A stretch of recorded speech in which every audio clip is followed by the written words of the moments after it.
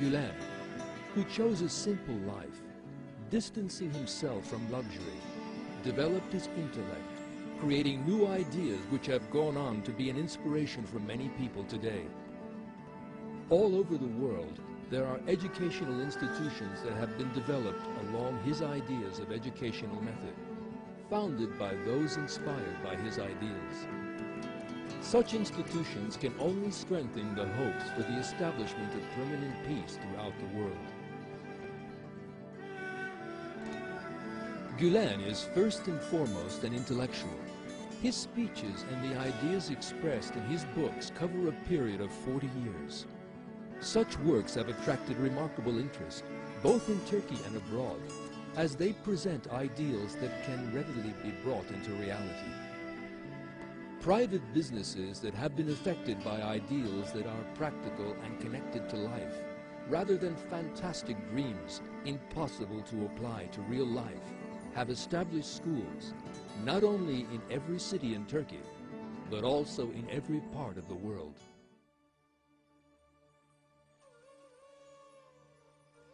Today, we can see the graduates of these institutions coming from different regions of the world, having grown up in different cultures, yet still having an astounding concordance and unity, working in a leadership of wisdom and science in these schools throughout the world.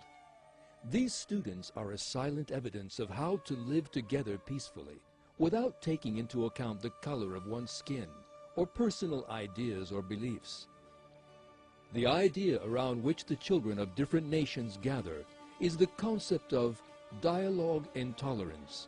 This is the theme with which Fethullah Gulen has given much importance over the years.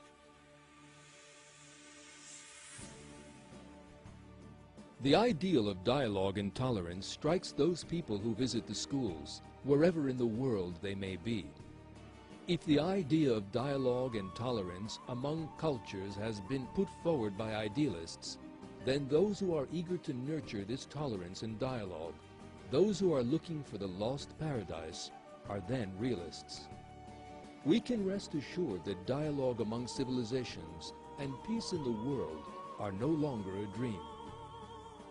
As an intellectual, Fethullah Gulen has been a source of inspiration for organizations in which different people from different political and cultural backgrounds have gathered together in a warm embrace. This phenomena began to occur in the 1990s. As an authority in Islam, he invited the authorities of other religions to meetings that were set up within the mosaic of the religions that stretch over the history of time. He stretched out his hand with love, and he was not ignored. Pope John Paul II, the Chief Rabbi, Eliyahu Bakshi Doron, and Patriarch Bartholomeos have been of those who have declared that Paradise Lost is known as peace on earth. Together they have all opposed the thesis of the clash of civilizations. Today, not only are religious authorities giving support to the message of Fethullah Gulen, also scientists and intellectuals living in various parts of the world have backed his call.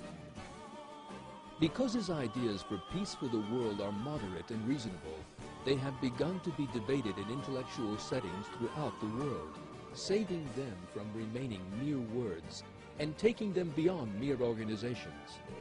Today, in schools in different regions of the world peace is alive because of these ideas. So what is Gulen's message that affects so many people to such a great extent? What does he talk about, and what makes those around him embrace his message? He has many brief sayings, applying to both individuals and for society. Here are some examples. People should act as a prosecuting lawyer for their own bad behavior, and a defense lawyer for the mistakes of others. Open your hearts as wide as possible. Let them become oceans. Love humanity and renew with faith. Become closer to every heart. Do not permit any heart to be gloomy or distant. Treating love with love and enmity with enmity is the most distinguishing characteristic of a heart that is overflowing with faith. Hating everyone means that Satan has grasped one's heart. Love humanity. Admire humanity.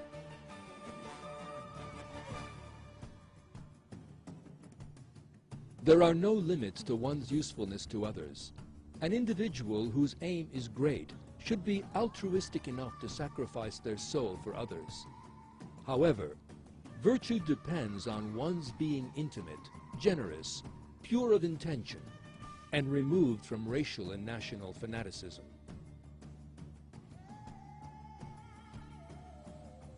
Nations whose youth have been well educated are candidates for improvement.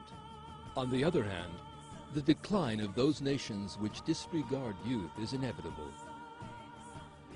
Those who attempt to heal the world should first heal themselves. Indeed, it is not until they have purified their inner world from hatred, jealousy, and shame that they can become model for others.